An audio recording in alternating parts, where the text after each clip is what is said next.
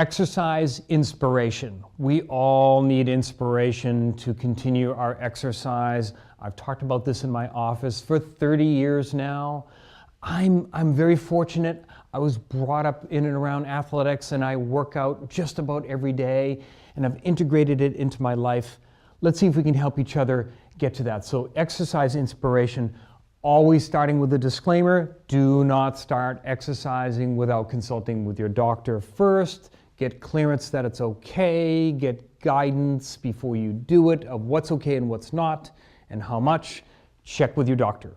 And let me start by giving you an example. Think of yourself as a car, and I explain this to people all the time in my office. Let's say you have a car and you love your car and you want your car to be healthy. So today you use your car and you're driving around doing your thing and you burn a gallon of gas, okay? At the end of the day you go to fill up, but you put in 5 gallons of gas, all right? Now, the first gallon goes in okay. What happens to the other 4 gallons? It spills out and goes all over the place, creating a mess. Okay, bummer.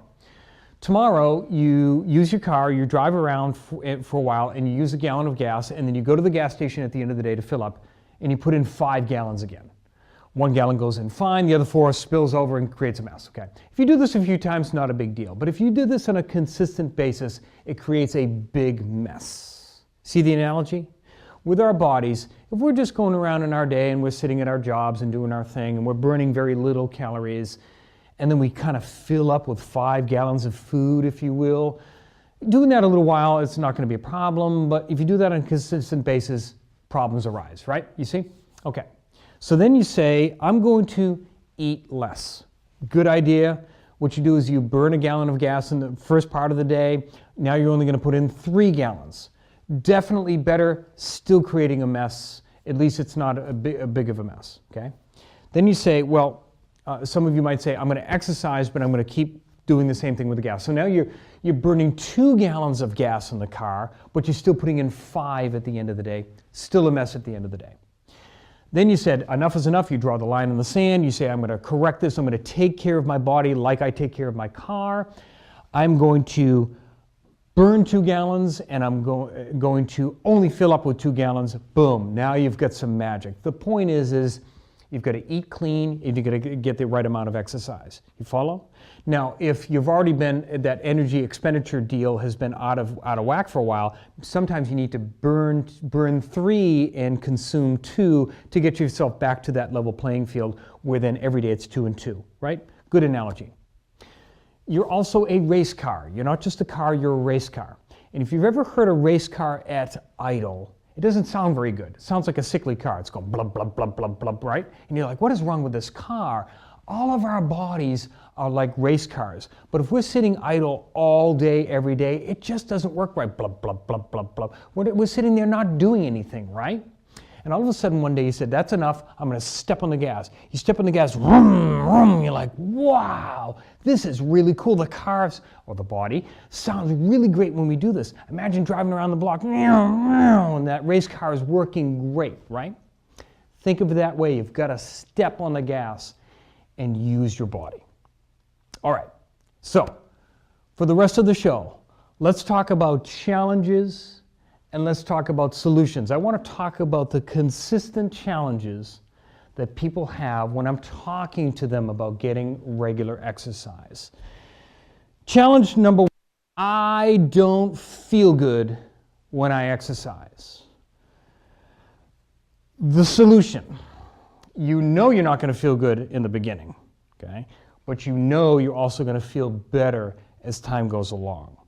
So just keep that in mind. You've just got to stay with it and understand, yeah, that first week, month, whatever it is, it's not going to feel good. But remember, that end goal of feeling excellent is what you're going for. So the solution is you've just got to stick with it. Make sure you're using your coach. Lean on the other people in an exercise class. Lean on your exercise partner. Lean on your trainer. Lean on your physical therapist. Lean on your chiropractor. Lean on your doctor. Whoever you're working with, maybe all of those people. Just say, and I'm feeling kind of crummy, and keep that going. And also increase your water. Check with your doctor before you increase your water, because you're going to be losing. First, you're going to go through glucose and carbohydrates and the stored glycogen. Then you're going to start moving to fat, and we start burning that. You're going to start losing water, and toxins. You want to keep your water up during that process. That's going to help you feel a little bit better. You're probably going to need more rest too, but that will change quickly. So number 2, I'm already in pain, and then you're asking me to go work out when I already don't feel good. The solution to that is get that addressed before you start working out if you need to. Okay, so if you're having typical stuff, migraine, headaches, or headaches in general, neck pain, back pain, carpal tunnel, knee trouble, ankles, hips, whatever it might be, spine stuff, go to the chiropractor, talk to your doctor, maybe a physical therapist, acupuncture, massage, whatever you need to get yourself straightened out, at least moving in that direction. So when you start exercising, you're not going to say, I don't want to exercise because I'm already in pain. Then you can start seeing, okay, I'm seeing my professionals now and I'm starting to feel better. Number 3, I always start and then I stop and then I start again and I stop. We have to address number 3. Exercise is not optional. Exercise is mandatory, and you have to make it that priority. With your car, you know that you're going to do tune-ups even though it runs great. You're going to get oil changes even though it runs great. Today, your teeth don't hurt, but you're going to brush them anyways because you have conceded to yourself that I am going to do these things because I know it's good for my teeth. I'm going to go to the dentist even though my teeth feel fine. So you're going to do all of these follow-throughs. We'll take the philosophies of car care, the philosophy of teeth care, and apply it to the philosophies of exercise care and wrap that in and make sure that exercise is carved in. Exercise happens first.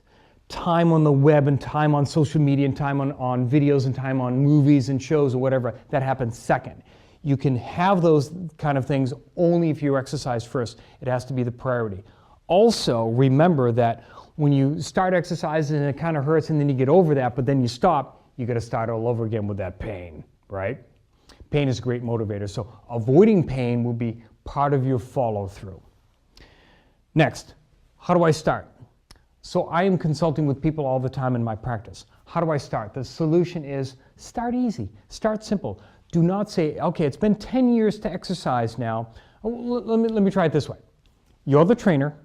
I'm coming to you and I'm consulting with you. And I say, I haven't worked out in 10 years, but I want to start. How much should I do today, trainer? Should I do an hour? The trainer would say, no, absolutely not. You're going to do 10 minutes today and that's it. I want you to go to the gym, renew the membership if you froze it, or if you still have your membership, go to the gym, pick a cardio machine, bike, treadmill, elliptical, whatever it is, 10 minutes and walk out. That's it. You won't even break a sweat. Okay? Tomorrow, do the same thing. Next day, do the same thing. Do that for a week if you need to, just to remind your car and your brain and your schedule, I'm going there and I'm going to make sure that that happens. Got it? So carve it in, start easy, really slow, and then build up slowly from there. Maybe week 2, you're doing 12 minutes. Maybe week 3, it's 15 minutes. And then week 4, you add 2 little machines or 2 little dumbbell exercises, and remember to get consultation on that if you need to. Okay? Slowly start, and it's going to get you over that hump. A lot of us have the sensation is, if I don't go for an hour, I don't have that time, I'm not going at all. If you start with 10 minutes and you realize, oh, that didn't take long, or I did it at lunch and there's a gym at my workplace and I can do that, no problem. Plus you're going to feel better for the afternoon. If you work the morning and you have a sit-down job and you go walk on the treadmill for 10 minutes or ride the bike for 12 minutes or whatever it is, you go back to work, you're like, oh gosh, it's like the second half of the day is starting all over again. You actually feel better because you've moved your body, stimulated your body, and you've got those chemicals flowing around that feel good. That will solve the question of what should I do in which workout. Just pick something, and make sure you pick something that you like to do because you're going to stick with it. And the last one is I get this a lot from people. I'm going to take vacation in 2 weeks. What's my quickest way to lose weight? And my reply to that is, really? You're not going to get where you want to get in 2 weeks. However, I'm glad that you asked.